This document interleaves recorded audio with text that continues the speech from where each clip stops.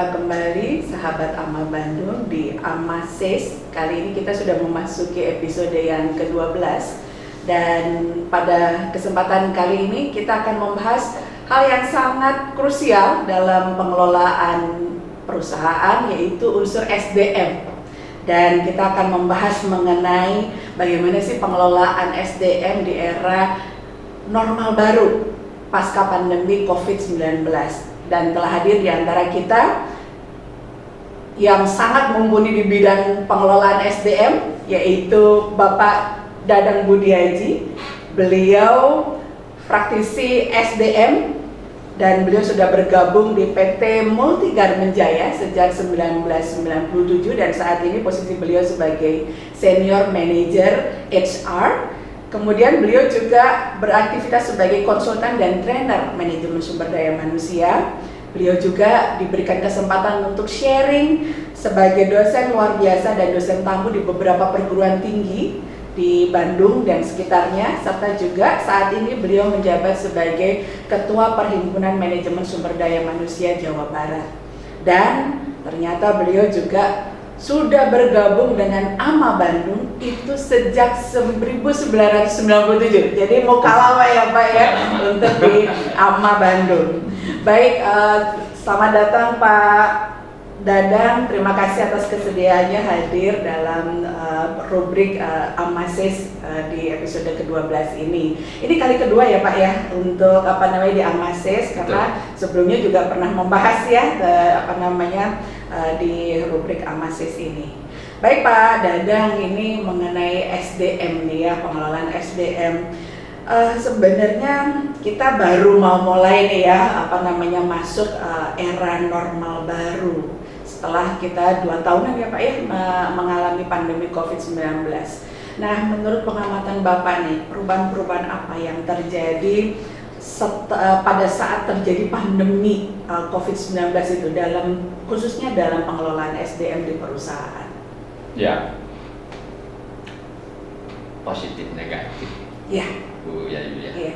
Saya ingat Februari 2020 itu awal mulai pemerintah mengumumkan situasi. Ya.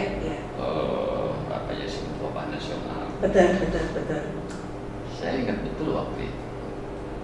Di perusahaan lagi banyak kerjaan sebenarnya, tiba-tiba saja kan harus banyak pembatasan. Betul. Sampai kami kan sempat shutdown, mengurangi karyawan karena syarat dan ketentuan untuk beroperasi kan demikian rupa. Iya. Harus izin ini, izin itu, Betul. dan kita diawasi secara berkala, harus bikin report. Betul. Jadi terutama sih 2 hal itu yang kemudian merupakan dampak pokok dari pandemi. Iya. Dan ini kan dialami di seluruh dunia. Betul. Pertama adalah munculnya work from home. Oh, oke. Orang kerja dari rumah. Iya. Karena nggak boleh ngantor. Iya.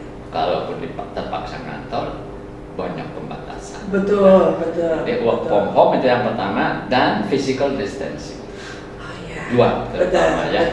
Betul. Dari situ kemudian kemana-mana tuh.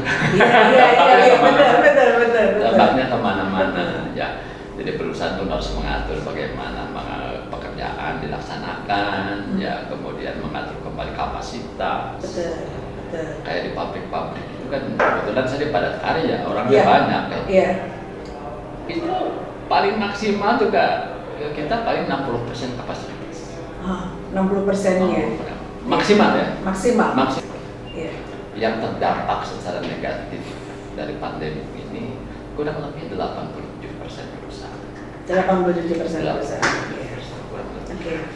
Dan sisanya itu adalah yang tidak terlalu terdampak. Iya. Barangkali karena produknya. Betul. Mungkin justru malah ada yang booming. Iya. Oke. Ada yang booming. Iya, ada hal yang baru ya. Nah, kalau untuk dari SDM-nya sendiri Pak, pengelolaan SDM-nya selama kemarin pandemi itu dengan adanya physical distancing dan juga WFO itu terjadi perubahan kebijakan baru dalam pengelolaan SDM-nya atau perilaku dari SDM-nya sendiri sehingga akhirnya berpengaruh pada kinerja dia, atau Bapak melihat itu juga nggak? Yang langsung terasa sekali dampaknya itu pada aspek hubungan industrial. Oh, oke. Karena perusahaan dalam kondisi terdampak, Ya, kemudian bisnis juga mengalami sedikit kemacetan, Betul. cash flow terganggu. iya. Ini masalah upah dan kesejahteraan. Ah, Ya. oke. Beruntungnya Menteri Ketenagakerjaan menerbitkan payung hukum, ada Ya. surat edaran dalam situasi ini. Iya. Jadi silakan perusahaan dengan karyawan Iya. merundingkan. Hmm, Yang penting kan perusahaannya bisa tetap bertahan. betul. Ya itu kita memang harus banyak dialog dengan karyawan, dengan serikat pekerja untuk Iya. bagaimana dalam situasi begini kita bahu membahu mempertahankan kelangsungan hidup perusahaan. Betul.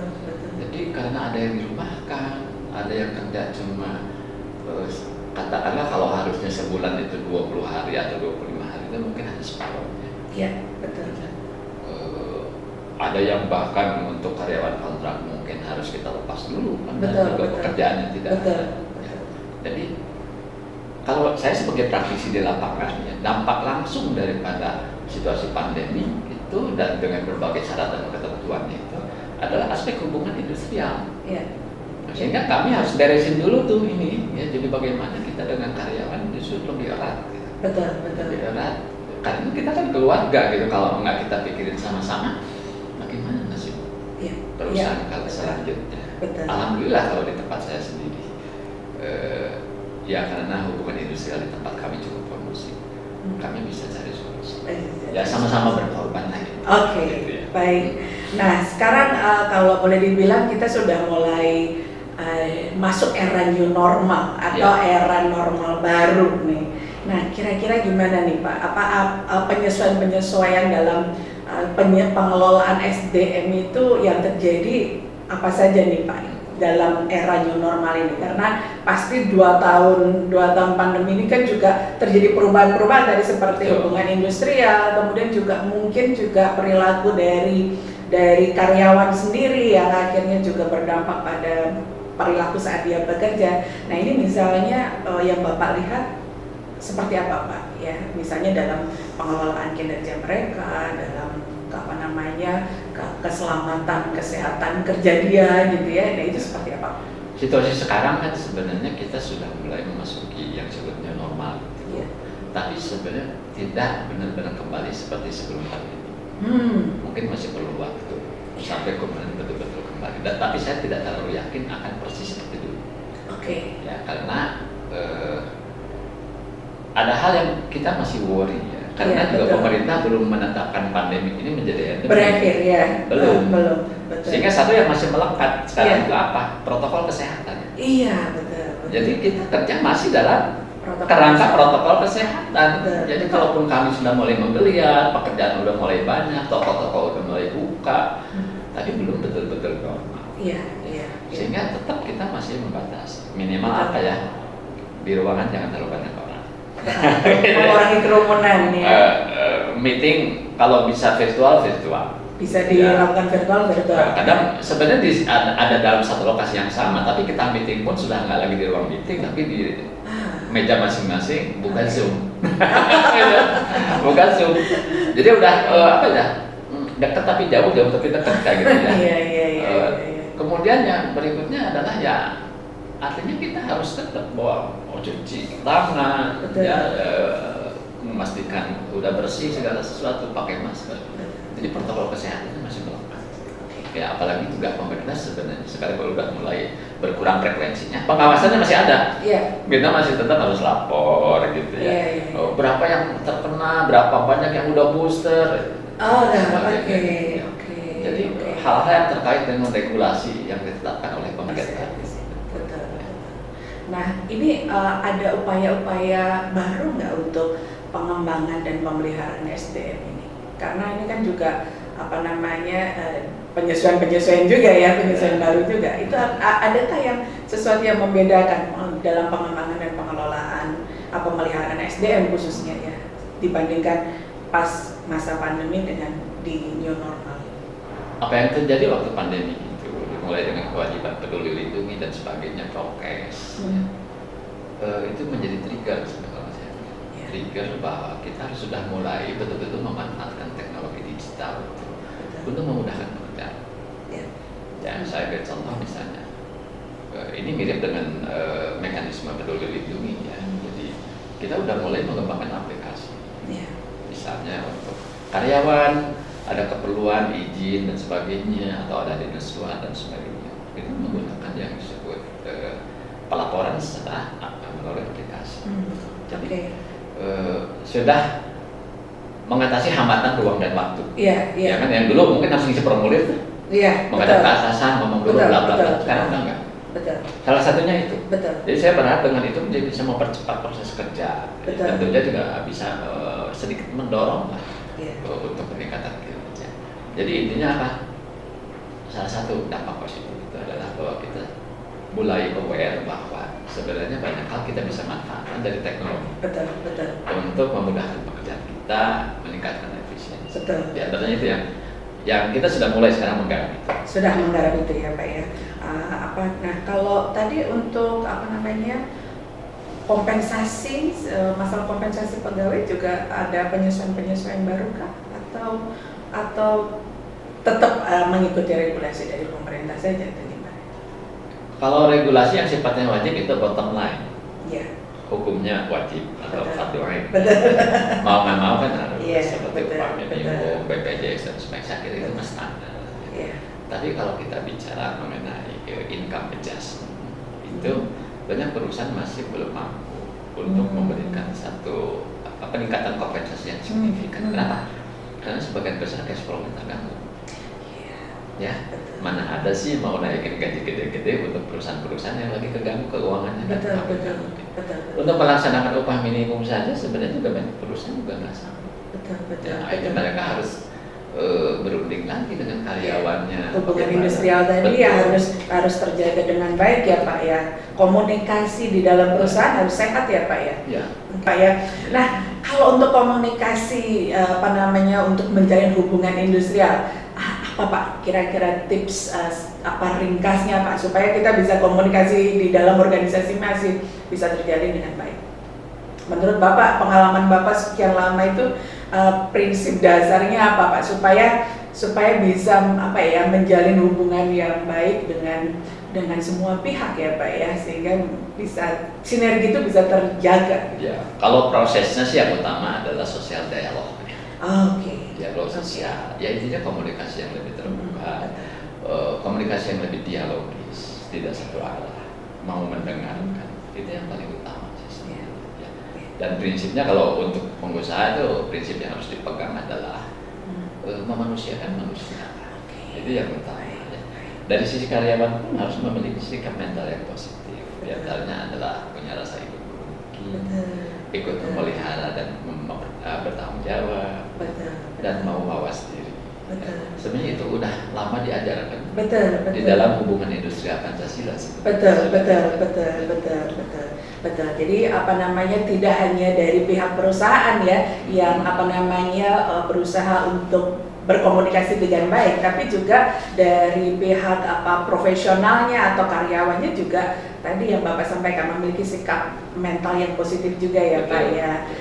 Kalau tadi Bapak sampaikan misalnya rasa memiliki, kemudian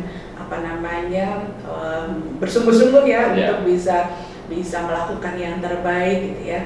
Nah kalau sekarang Pak kecenderungannya kan dengan adanya perilaku WF, dulunya WFO, kemudian WFH, kemudian sekarang kan ada fenomena WFA ya, work from anywhere ya. Kedepannya akan seperti itu katanya, beberapa juga sudah mulai terjadi. Nah kira-kira Pak Dadang untuk para profesional nih, para kaum profesional nih, apa yang perlu kita perhatikan supaya kita juga bisa bertumbuh, bisa memberikan kinerja yang terbaik pada saat kita berkarya gitu ya. Apa yang perlu kita lakukan Pak? Karena ini perubahannya juga cukup pesat juga ya ininya ya. Nah ini bagaimana supaya kita sebagai profesional itu secara individu kita juga bisa senantiasa growth ya, senantiasa bertumbuh.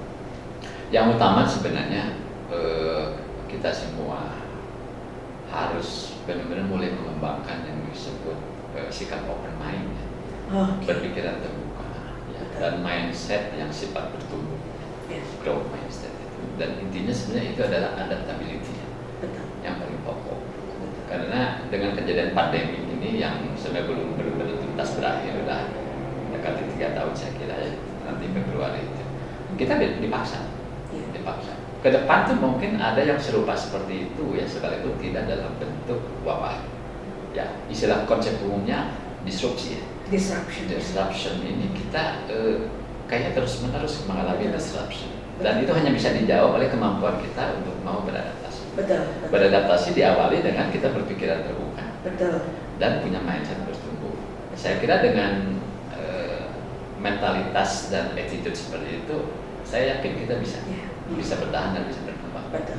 Termasuk juga bagi ini ya Pak ya, fresh graduate ataupun apa namanya yang baru memasuki dunia kerja ya Pak ya, karena Betul. ini kan juga kita di apa namanya di dunia pengelolaan sumber daya manusia ini kan sudah mulai muncul generasi Z ya, yang ada yang mengatakan generasi Z perilakunya berbeda nih dengan generasi sebelumnya. Ya. Nah ini secara global kalau yang Bapak sampaikan tadi, sikap mental yang open minded, adaptability, kemudian growth itu saya kira juga bisa membuat apa namanya dimanapun berada juga bisa ini ya Pak ya, bisa berkembang ya Pak ya. Ya.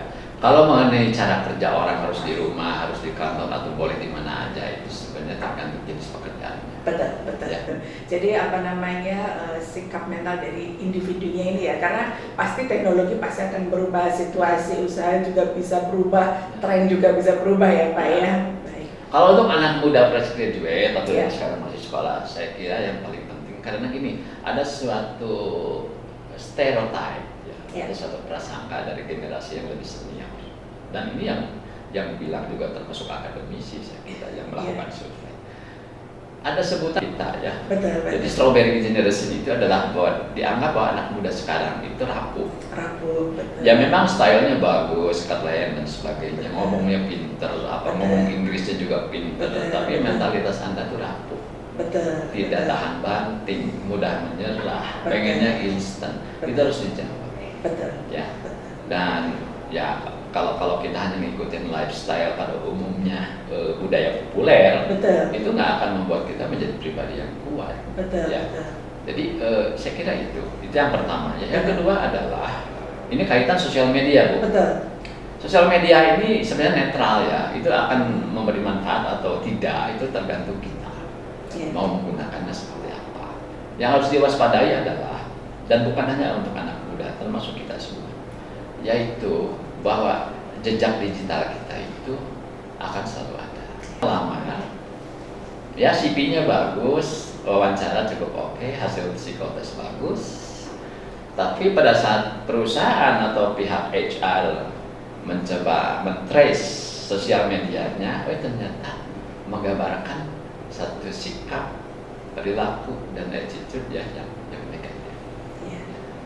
Jadi hati-hati dengan sosial media. Betul. Anda tuh bikin status apa, posting apa, itu dari secara psikologis kan menggambarkan Anda sebenarnya orang seperti apa. Betul. Aslinya ada. Betul. Kan kalau ketemu sama orang pakai topeng. Gitu. Pada waktu interview kan bisa ini ya Pak ya, bisa terlihat apa namanya lapisan kita yang paling luar ya, padahal yang dalamnya kan belum terbuka ya Pak ya. Termasuk kan style mereka anak muda ini yang karena budaya populer atau banyak selengean atau jargon-jargon milenial. Betul. Kalau Anda sudah mulai masuk dunia kerja itu harus beda dong. Jadi akan lebih menuju kepada satu karakteristik formal. Saya ambil contoh kecil Bu ya, alamat email.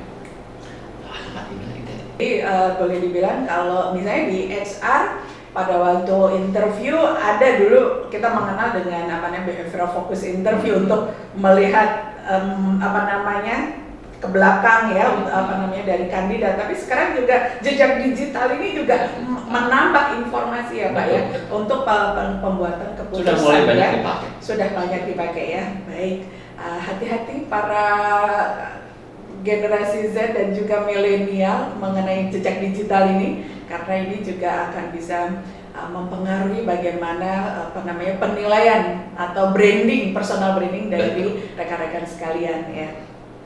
Pak Dadang, ini tadi kita sudah melihat dari banyak sisi ya Pak ya, kita bercerita tentang dari sisi praktisi, kemudian bagaimana kita sebagai profesional maupun juga sebagai fresh graduate ya untuk memasuki dunia kerja. Nah ini ternyata kalau tadi Pak Dadang sudah sampaikan sudah dari tahun 97 bergabung dengan AMA ini ya. Kira-kira apa Pak benefit selama ini yang Bapak Dadang peroleh ketika bergabung dengan AMA dengan berbagai kegiatan AMA ya Pak ya, ada webinar, kemudian seminar, industrial visit, kemudian aktivitas sosial dan beberapa aktivitas yang lain di AMA. Apa saja Pak benefit yang Bapak peroleh? Banyak sekali benefitnya itu ya, terutama pengembangan diri. Pengembangan diri ya. Dan kita tuh dapat sharing itu dari berbagai kalangan dan tidak terkotak-kotak oleh bidang profesi. Saya orang HR ya, sampai hari ini itu saya jadi orang HR itu sudah 32 tahun ya. Tapi dengan di AMA itu saya belajar aspek lain di luar HR. Misalnya kewirausahaan ya, kemudian bidang kreatif, marketing, whatever lah, banyak kan bidang-bidang manajemen tuh banyak ya, finance, accounting, manajemen risiko dan sebagainya, sampai kepada yang sifatnya general, misalnya motivasi. Ya. Jadi misalnya dengan event sebulan sekali, sekalipun sesinya cuma 2 jam, misalnya, kita dapat banyak hal. Dan itu akan menambah kita lebih meningkat ya. Kompetensi kita, minimal knowledge ya, dan attitude kita juga berubah. Itu yang pertama. Yang kedua networking. Anggota AMA kan banyak dari berbagai perusahaan ya, dari mulai manajer sampai owner juga ada. Betul. Apalagi juga sekarang diperluas ya. Kalau zaman saya dulu itu benar-benar harus manajer loh. Karena dulu sebelum namanya asosiasi manajemen itu namanya asosiasi manajer sebenarnya dulu itu namanya itu. Jadi kalau dulu sih nggak sembarang orang bisa masuk, tapi mungkin sekarang AMA sendiri juga melonggarkan supaya lebih banyak orang yang lebih bisa memperoleh manfaat, manfaat kena. Ya, jadi kita bisa belajar banyak. Dan jadi saya menyarankan sih teman-teman yang belum bergabung di AMA untuk gabung di AMA. Banyak manfaat. Baik, terima kasih Pak Dadang untuk sharingnya hari ini, luar biasa di AMASIS episode 12 ini tentang pengelolaan SDM dan juga bagaimana kita mengembangkan diri sebagai seorang profesional untuk memasuki dunia kerja yang kita harus senantiasa open mind dalam kondisi apapun, kemudian juga adaptif dengan situasi yang terjadi dan juga senantiasa memiliki mental growth mindset supaya kita senantiasa bertumbuh sampai akhirnya kita bisa mencapai apa yang kita harapkan dan juga kita bisa mendukung dari apa yang ditargetkan oleh perusahaan atau lembaga kita. Jumpa lagi di AMASIS selanjutnya di episode yang ke-13 dengan topik yang lain yang pasti juga menarik, sangat menarik, dan jangan lupa share, like, dan komen.